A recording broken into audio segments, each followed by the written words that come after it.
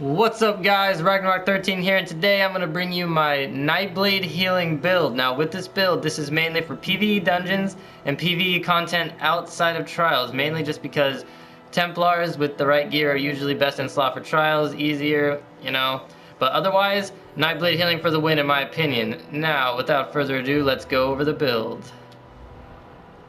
I'm running 5 Spell Power Cure, 5 Twiceborn Star, all Divines, and Arcane and Max Magicka enchants.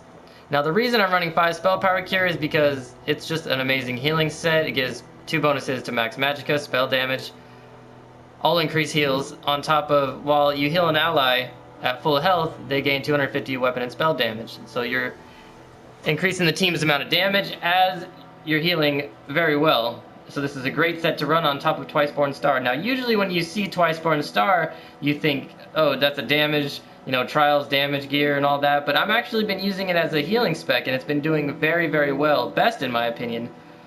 And with this, the 2 Mana Stones I'm running are Thief and Ritual. Now, we're stacking a lot of healing done because mainly as a Nightblade healer, you have to rely on heal over times. Now, they're not really bursts, but the way I use healing over times, they actually do burst heals. And to get the burst heals that you get from these damage over times that I'm stacking, you need as much crit and as much healing done as possible, on top of spell damage and Max Magicka and all those things. Now my food just ran out. Let me pop that real quick and show you again. I'm running over 44k and a half Max Magicka, just under 20k health. That's a good standard on where to get your health without having to put any points into health. All points into Magicka is the way to go. Just under 12k stamina, for dodge rolling, blocking, all that things when necessary.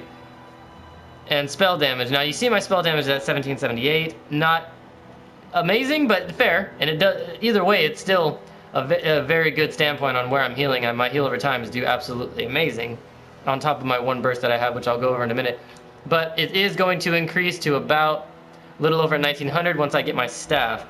Now, going to the gear again, once I get my Staff of Spell Power Cure, I'm going to take off the shoulder I have and run it with like a Kina shoulder, or maybe even a, any other shoulder to make sure I get, the most heals out of it or most utility. It's probably going to be Kina though, which I already have golded out. I'm going to run that with this build. Don't have the staff at the moment, but I'm going to farm that and get that as well. Otherwise, I'm running 2 Turog swords, all precise to get the most crit, more crits, more crit heals, all around good. All divines, all max spell damage, all arcane. Just stacking as much magicka as possible on top of crit for our crit heals and spell damage and all that, because that's the main thing you rely on as a Nightblade healer. Now let's go over the rotation. I'm running Structured Entropy for pretty much a long-range self-heal major sorcery. Also does a dot, not a lot, but it helps. And also while slotted increases Max Magicka by 8%, and since it's a Mage's Guild ability, it increases my Max Magicka by 2%. All around great ability to have on your bar. Rapid Regen, now it says a little over 26k, but while I'm in a dungeon and all my procs are going off and Spell Power Cure and all my buffs and everything, that is easily over 30k over 16 seconds, which is an amazing heal over time to have. This alone is just an amazing heal over time that I can rely on. Healing Ward, this is for my bursts. When necessary, not always necessary, my heal over times usually do their thing.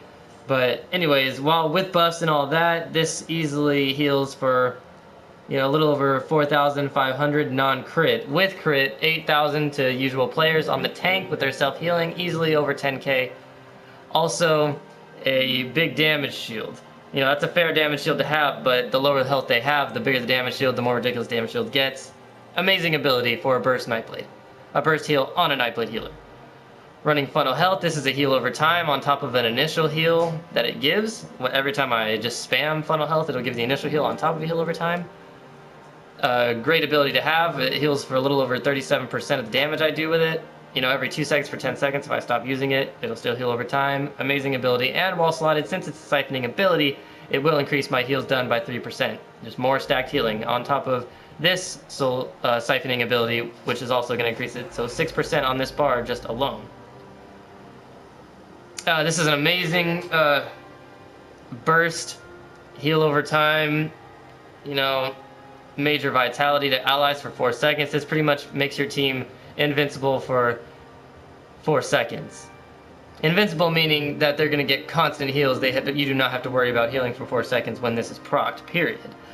They still can't get one shot, obviously, if they take a hit more than their health, but otherwise, this is an amazing burst heal that I don't typically use, but it's on my bar for the extra healing done, but I don't typically use this because I need to use Aggressive Warhorn, which also helps my team's damage, increases their crit damage by 15%.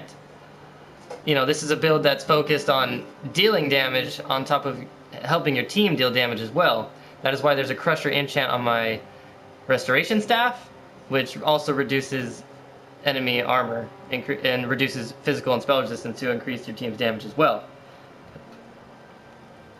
Otherwise, I usually only use Aggressive Warhorn for that team benefit. Structured Entropy on this bar again, just for another, you know, if I'm on this bar at this point.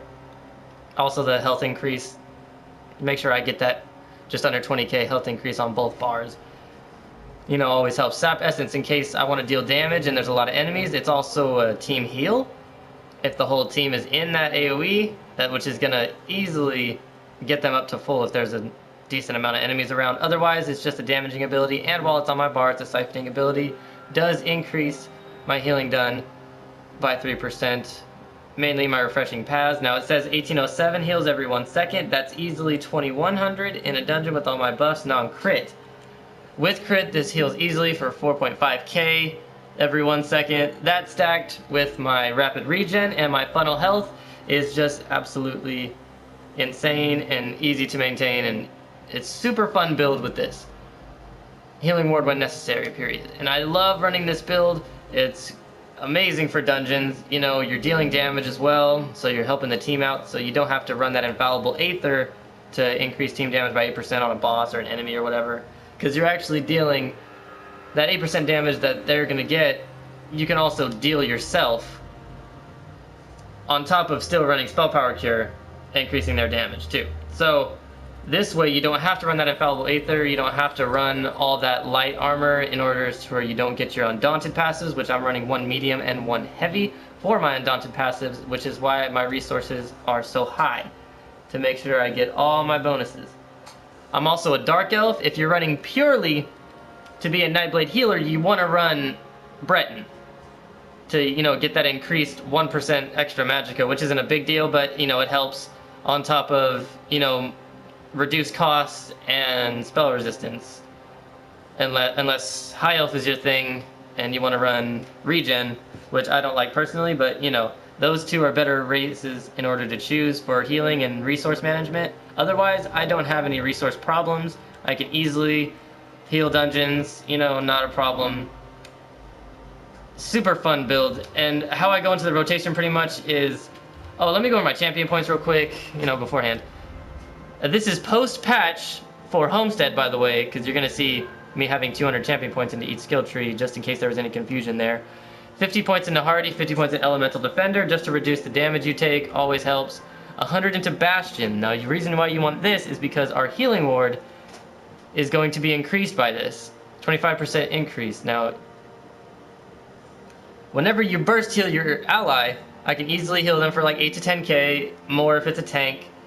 But the less health they have, the bigger shields you get. And I've never seen this not give a full damage shield. Every time I was super low, or even if I even had a high amount of health, or even on the tank, this always gave them a full health damage shield. It gave them an even more ridiculous damage shield the lower their health was, on top of a burst heal. That's pretty good. And this damage shield is going to help a lot, because this will help our heal over times give them a chance to proc a couple times, once or even twice, is the only time, as much time as it takes, to get them to full health while this shield is still active. And once the shield expires, it'll heal you for the rest of the shield, which is usually their whole health, but usually in a vet dungeon and whatnot, that shield will get beaten to shit. So, otherwise, it's a great skill, and definitely worth putting points into Bastion for. 100 into Magician, 100 into Arcanist, just for that reduced cost and max magic recovery. It helps with sustain and whatnot. That's what I go for. Now, 100 into Blessed and Elfborn. Now, this is going to increase our healing done again, and our crit heals again. Now, you want as much as that as possible, so our heal over times are just ticking for just huge amounts of heals while we're throwing out, you know, refreshing paths, dealing damage, and then our sap essence, so we can just sit there and deal damage as our heal over times do their thing.